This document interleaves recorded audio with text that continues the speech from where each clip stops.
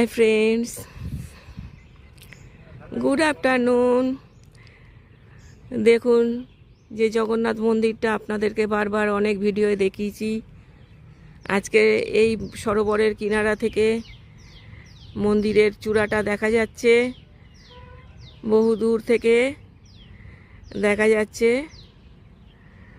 দেখুন, অ্যাকচুয়ালি এখানে এসেছিলাম আমি পাখিদের ভিডিও করতে। প্রচুর পাখালি এখানে রয়েছে।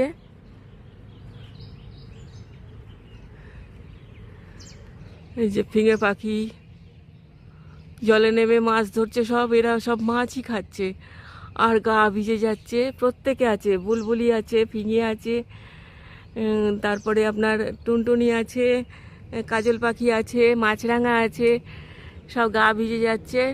আর এসে এসে এসে সেইভাবে সবাই গা শুকনো করছে। যে দূরে একটি মাছরাঙা পাখি বসে আছে দেখা যাচ্ছে, ও মাঝে মাঝে হাসছে, ঝুপ করে জলে নামছে, খাচ্ছে।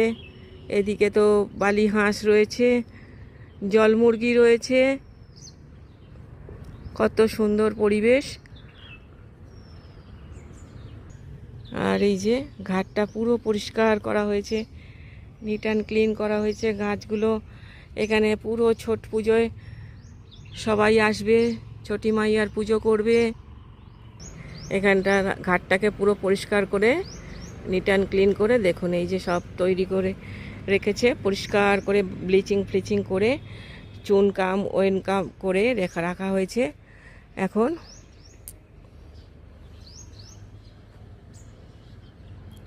পুকুরে ছোট ছোট শালুক ফুল ভর্তি, মিনি শালুকগুলো আছে, কিছু তেচোকা মাছও দেখা যাচ্ছে। আমার মনে হয় এইসব ছোট ছোট তেচোকা মাছ টাছগুলোকেই বিটাররা তুলছে, খাচ্ছে।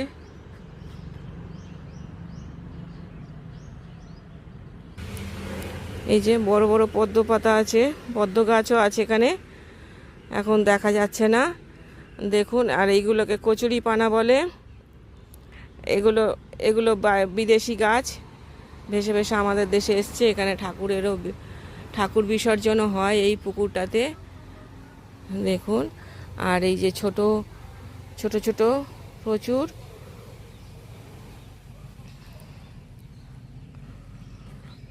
শালুকগুলো রয়েছে, এবং জলের নিচে দেখুন পদ্ম গাছটা দেখা যাচ্ছে। দাঁড়ান দেখাচ্ছি। এখন এই যে এইটা পদ্ম গাছটা জলের নিচে এখন ছোট হয়ে ডুবে আছে।